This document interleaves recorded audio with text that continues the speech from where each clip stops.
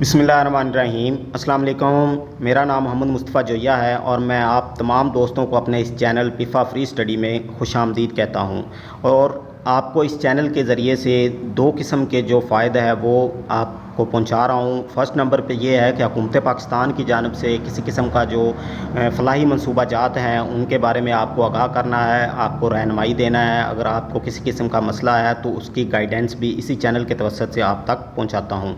और दूसरा मकसद इस चैनल पे ख़ास तौर पे जो मेरे भाई सरकारी मुलाजमीन हैं उनके जो सिविल सर्विस रूल्स हैं उनकी कोचिंग इस चैनल के तवस्सुत से आप तक पहुँचा रहा हूँ, ताकि आपको अपने रूल्स के मुताबिक जो है आपको पता होना चाहिए, आप अपने रूल्स समझ सकें ताकि आप आसानी के साथ उन पे अप्लाई कर सकें। तो आज की जो हमारी वीडियो है इसमें जो सरकारी मुलाजमीन के ट्रैवलिंग अलाउंसेस रूल्स के हवाले से सेक्शन 1.12 आज मैं आपको पढ़ाने जा रहा हूं कि ऐसे कौन से सफ़र हैं जिनके तहत एक सरकारी मुलाजम जो अपना ट्रैवलिंग अलाउंसेस जो है वो वसूल कर सकता है। तो वो सफ़र हम आज की इस वीडियो में सीखने जा रहे हैं। तो इससे पहले आपसे एक छोटी सी रिक्वेस्ट है कि अगर आप मेरे इस चैनल पर नए आए हैं, आपको वेलफेयर के हवाले से वीडियो चाहते हैं या आप सरकारी मुलाजम हैं और आप अपने जो रूल्स हैं वो समझना चाहते हैं, तो मेरा चैनल पिफ़ा फ्री स्टडी के नाम पे है।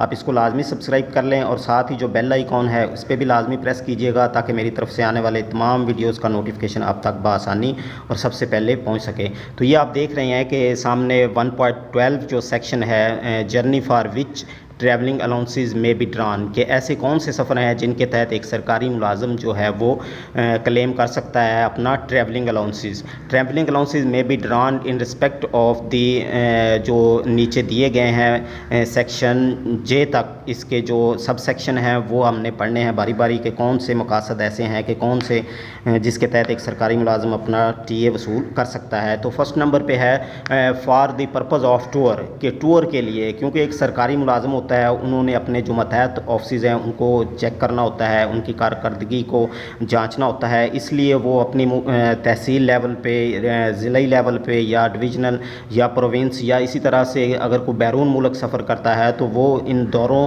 के लिए अपना जो ट्रैवलिंग अलाउंस है वो वसूल कर सकता है। और सेकंड नंबर पे बता रहा है कि ऑन ट्रांसफ़र, क्योंकि एक सरकारी मुलाजम जो होता है वो उसकी जो ट्रांसफ़र है वो नौकरी का एक हिस्सा होता है, इसलिए दौरान तबादला उनको ट्रैवलिंग अलाउंस दिया जाता है, लेकिन अमूमन ये ज़िला में नहीं दिया जाता। अगर कोई आउट ऑफ डिस्ट्रिक्ट किसी सरकारी मुलाजम का तबादला होता है तो उसको दिया जाता है। और थर्ड वन पे है कि on joining A first appointment, कि जब एक किसी शख्स की पहली दफ़ा अपॉइंटमेंट होती है तो उस टाइम वो ज्वाइन करता है तो उसको एक भी ट्रैवलिंग अलाउंस दिया जाता है। तो 4 नंबर पे यही है कि दौरान रिटायरमेंट के ऑन रिटायरमेंट, सस्पेंशन, डिसमिसल और टर्मिनेशन ऑफ एम्प्लॉई, के दौरान रिटायरमेंट के जब आप रिटायर होते हैं और आपने अपने मुतलका अज़ला में जाना होता है तो इसलिए दौरान रिटायरमेंट भी आपको टीए दिया जाता है। और मुअत्तली के दौरान भी, जब आपको मुअत्तल किया जाता है तब भी आप ट्रैवलिंग अलाउंस वसूल कर सकते हैं। आपको अगर बर्खास्त किया जाता है या मुलाजमत के ख़ात्मा के वक्त भी आप ट्रैवलिंग अलाउंस वसूल कर सकते हैं। और उसके बाद नेक्स्ट है कि to attend a course of training और to appear at an examination, के तरबियत के किसी कोर्स करने, जिस तरह से ये पिफ़ा का एक कोर्स मैंडेटरी होता है सरकारी मुलाजिम के लिए, तो उसके लिए अगर आप को कोर्स करना चाहते हैं तो तब भी आपको ट्रैवलिंग अलाउंस दिया जाता है। इसके अलावा अगर आपने इम्तिहान में शामिल होना है कि उसी दौरान भी आपको ट्रैवलिंग अलाउंस दिया जाता है।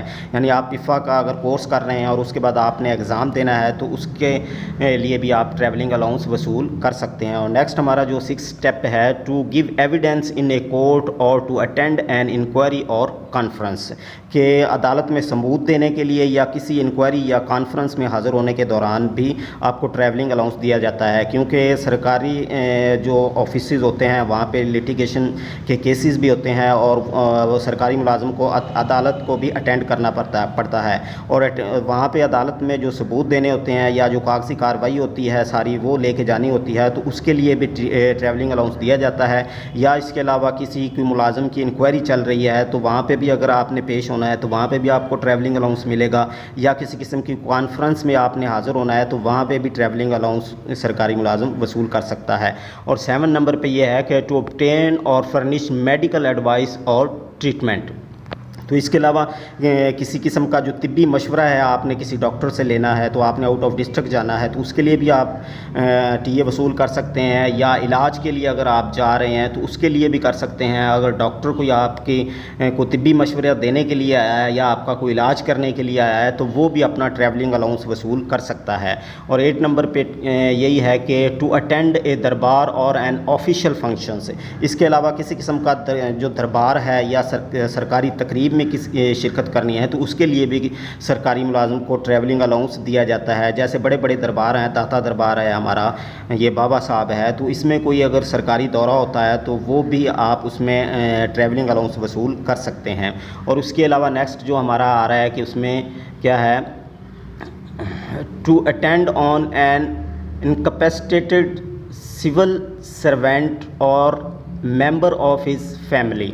तो इसके अलावा ये है कि नाअहल अगर कोई सरकारी मुलाजिम है उसकी हाज़िरी ली जानी है तो तब भी वो सरकारी मुलाजिम अपना ट्रैवलिंग अलाउंस वसूल करता है। या इसके अलावा उसकी जानिब से उसका जो फैमिली मेंबर है वो हाज़िरी देने के लिए पेश होता है तो उसके लिए भी ट्रैवलिंग अलाउंस है कि उसको दिया जाना है। और नेक्स्ट स्टेप पे है and other purpose authorised by a competent authority. और इसके अलावा किसी दूसरे मकासद जिसमें मजाज अथॉरिटी है उसने इजाज़त दी हो तो वो भी ट्रैवलिंग अलाउंस वसूल कर सकता है। जिस तरह से कोई भी सरकारी मुलाजिम को एक उसकी अथॉरिटी है वो ऑर्डर करती है कि फ़लाँ चीज़ आपने लेके आनी है, या कोई स्पेशल मैसेंजर है, कोई डाक ऐसी स्पेशल है जिसको भेजनी है, आपने आउट ऑफ डिस्ट्रिक्ट भेजनी है, अपने हेड ऑफिस भेजनी है, तो उसके लिए भी जो ट्रैवलिंग अलाउंस है वो वसूल किया जाता है। ये डिविजनल लेवल पे भी ऑर्डर किए जा सकते हैं। जो मजाज अथॉरिटी है कोई भी कर सकती है किसी भी मकसद के लिए, तो उसके लिए भी आप ट्रैवलिंग अलाउंस वसूल कर सकते हैं। तो ये था आज का जो हमारा सेक्शन है 1.12 ट्रैवलिंग अलाउंसेज रूल के हवाले से, वो कंप्लीट हो चुका है। उम्मीद है कि आपको समझ आ चुकी होगी। फिर भी अगर किसी किस्म का मसला है तो आप मुझे